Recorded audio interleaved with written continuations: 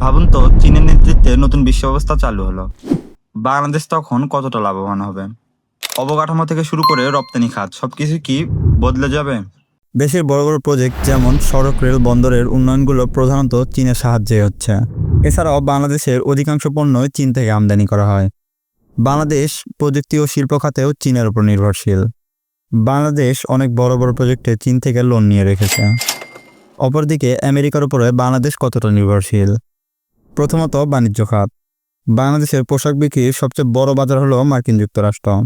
মোট পোশাক রপ্তানি প্রায় 35 থেকে 40% মার্কিন বাজারে যায়। মার্কিন বাজারের চাহিদা কমলে বা শুল্ক পরিবর্তন হলে বাংলাদেশের রপ্তানি শিল্পে সরাসরি প্রভাব পড়ে।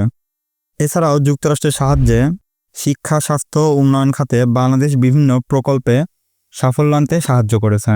এখন আপনার কি মনে হয়, বাংলাদেশ কোন বিশ্ব ব্যবস্থার সাথে থাকলে বেশি শক্তিশালী হয়ে উঠবে?